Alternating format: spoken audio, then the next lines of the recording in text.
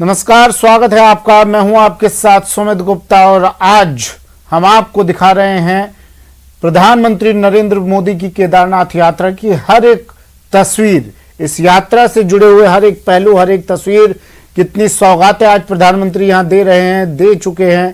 प्रधानमंत्री ने यहां पहुंचे, प्रधानमंत्री जब यहां पर हेलीपैड पर उनका स्वागत किया गया, एयरपोर्ट पर यहां स्वागत करने के लिए मुख्यमंत्री धाम ही पहुंचे और फिर इसके बाद प्रधानमंत्री केदारनाथ मंदिर में वो पहुंचे। केदारनाथ मंदिर पहुंचकर उन्होंने पूजा अर्चना की और फिर आदि शंकराचार्य की मूर्ति का अनावरण किया।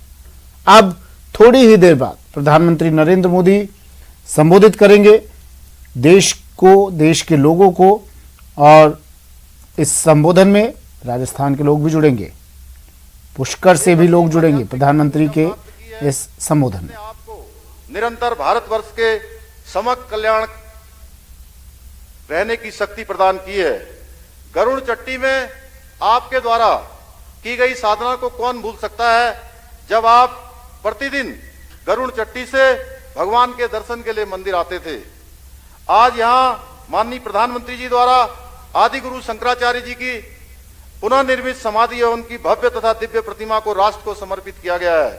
हिंदू धर्म संस्कृति में आदि गुरु शंकराचार्य जी को कौन नहीं जानता। वे भारत की राष्ट्रीय एवं आध्यात्मिक चेतना के सूत्रधार थे। कलयुग में वे भगवान शंकर के साक्षात अवतार थे। उन्होंने हिंदू धर्म संस्कृति के प्रचार प्रसार के साथ जगन्नाथपुरी, द्वारिकापुरी, रामेश्वरम एवं बद्रीनाथ के रूप में 4 मठों की स्थापना कर पूर्व से पश्चिम तक, उत्तर से दक्षिण तक भारतवर्ष को आध्यात्मिक, धार्मिक व सामाजिक एकता के एक सूत्र में पिरोने का काम किया था। भारत की गौरवशाली संस्कृति, परंपराओं, वेदों एवं उपनिषदों के असीम ज्ञान के संरक्षण एवं संवर्धन का श्रेय किसी को जाता है तो वो आदि गुरु शंकराचार्य जी को जाता है। उनकी इसी महान परंपरा को आगे बढ़ाने का कार्य जो सैकड़ों वर्षों में नहीं हो पाया, हमारे देश के यशस्वी प्रधानमंत्री आदरणीय नरेंद्र मोदी जी के नेतृत्व में हो रहा है।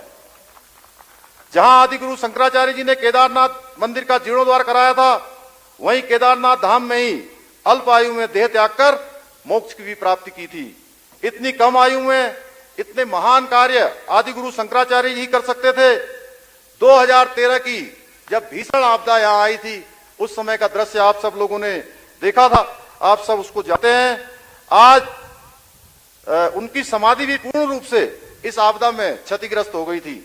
आज उनकी समाधि का पुनर्निर्माण और उनकी दिव्य प्रतिमा की स्थापना संपूर्ण देश की ओर से आदि गुरु शंकराचार्य जी को भावपूर्ण श्रद्धांजलि है। सदियों पश्चात हो रहे इस महान कार्य के लिए आज संपूर्ण देश आदरणीय प्रधानमंत्री जी को अपना साधुवाद प्रेषित कर रहा है।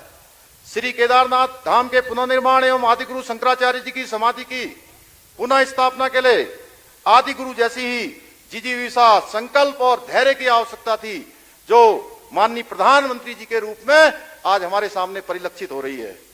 आज का दिन भारतीय संस्कृति एवं सनातन धर्म के इतिहास में स्वर्ण अक्षरों में लिखा जाएगा।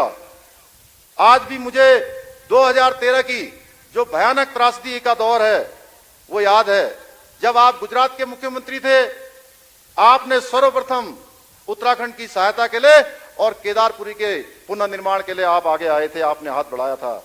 कहा जाता है कि भगवान को भक्त से अधिक कोई प्रिय नहीं होता है। यह भगवान शिव का ही आशीर्वाद है कि उन्होंने अपने परम भक्त को अपने धाम के पुनर्निर्माण के कार्य के लिए चुना है।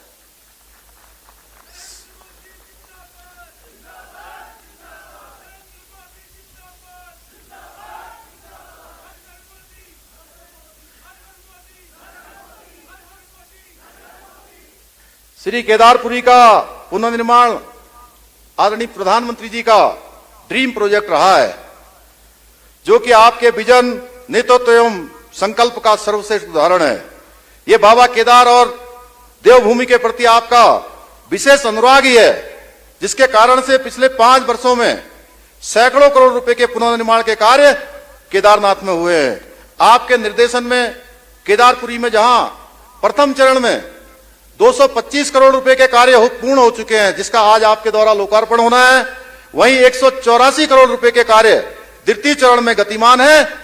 जब यह द्वितीय चरण का काम पूर्ण हो जाएगा अप्रैल माह से, तृतीय चरण का काम भी प्रारंभ होगा। इसके साथ ही बद्रीनाथ धाम के मास्टर प्लान के लिए 245 करोड़ रुपए की धनराशि स्वीकृत आपके निर्देशन में हो चुकी है।